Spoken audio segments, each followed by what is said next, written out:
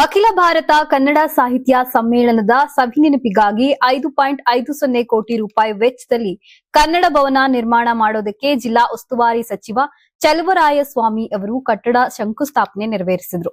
ಮಂಡ್ಯ ನಗರದ sir M Visvesvaraya ಒಳಾಂಗಣ ಕ್ರೀಡಾಂಗಣದ ಆವರಣದಲ್ಲಿ ಕನ್ನಡ ಭವನ ನಿರ್ಮಾಣಕ್ಕೆ ಪರಮ ಪೂಜ್ಯ ಜಗದ್ಗುರು ಶ್ರೀ ಡಾಕ್ಟರ್ ನಿರ್ಮಲಾನಂದನಾಥ ಮಹಾಸ್ವಾಮೀಜಿಯವರ ದಿವ್ಯ ಸಾನ್ನಿಧ್ಯದಲ್ಲಿ ಹಾಗೂ ಮಾನ್ಯ ಕೃಷಿ ಸಚಿವರು ಹಾಗೂ ಮಂಡ್ಯ ಜಿಲ್ಲಾ ಉಸ್ತುವಾರಿ ಸಚಿವರಾದ ಎನ್ ಚಲುವರಾಯಸ್ವಾಮಿ ಅವರು ಕನ್ನಡ ಭವನ ನಿರ್ಮಾಣದ ಶಂಕುಸ್ಥಾಪನೆ ನೆರವೇರಿಸಿದರು. ಕನ್ನಡದ ಐಕ್ಯತೆಯ ದ್ಯೋತಕವಾಗಿ ನಮ್ಮ ಸಾಹಿತ್ಯ, ಸಂಸ್ಕೃತಿ, ಪರಂಪರೆಯನ್ನ ಬಿಂಬಿಸುವ ಹಾಗೂ ನಾಡು ನುಡಿಯ ಬಗೆಗಿನ ಅಭಿಮಾನವನ್ನ ಜನರ ಮನದಲ್ಲಿ ಮೂಡಿಸುವ ನಿಟ್ಟಿನಲ್ಲಿ ಸರ್ವೆ ನಂಬರ್ 2ರ ಸರ್ಕಾರಿ ಜಮೀನನ್ನ ಕನ್ನಡ ಭವನ ನಿರ್ಮಿಸುವ ಉದ್ದೇಶಕ್ಕಾಗಿ ಜಾಗವನ್ನ ಗುರುತಿಸಲಾಗಿದೆ.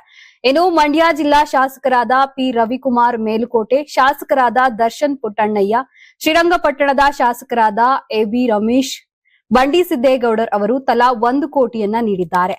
ನಮ್ಮ ಶಕ್ತಿ ಇರುವವರೆಗೂ ಜಿಲ್ಲೆಯ ಅಭಿವೃದ್ಧಿ, ಜಿಲ್ಲೆಯ ಸೇವೆ, ನಿಮ್ಮೆಲ್ಲರ ಸೇವೆಯನ್ನ ಮಾಡುತ್ತೇನೆ ಎಂದು ಸಚಿವ ಚಲುವರಾಯಸ್ವಾಮಿ ಹೇಳಿದರು. ಈ ಸಂದರ್ಭದಲ್ಲಿ ಮಂಡ್ಯ ವಿಧಾನಸಭಾ ಕ್ಷೇತ್ರದ ಶಾಸಕರಾದ ರವಿಕುಮಾರ್ ಮೇಲುಕೋಟೆ, ವಿಧಾನಸಭಾ ಕ್ಷೇತ್ರದ ಶಾಸಕರಾದ ದರ್ಶನ್ ಪುಟ್ಟಣ್ಣಯ್ಯ, ಮೂಡ ಅಧ್ಯಕ್ಷರಾದ ಬಿಪಿ ಪ್ರಕಾಶ್, ಜಿಲ್ಲಾಧಿಕಾರಿಗಳಾದ ಡಾಕ್ಟರ್ ಕುಮಾರ್, ಜಿಲ್ಲಾ ಪಂಚಾಯತ್ ಸಿಇಒ ನಂದಿನಿ, ಪೊಲೀಸ್ ವರಿಷ್ಠಾಧಿಕಾರಿ ಡಾಕ್ಟರ್ ವಿಜಯ್ ಶೋಭಾರಾಣಿ ಹಾಗೂ ಇತರೆ ಗಣ್ಯರು ಉಪಸ್ಥಿತರಿದ್ದರು. ರವಿ ಲಾಲಿಪಾಳ್ಯ, ಕರ್ನಾಟಕ ಟಿವಿ, ಮಂಡ್ಯ.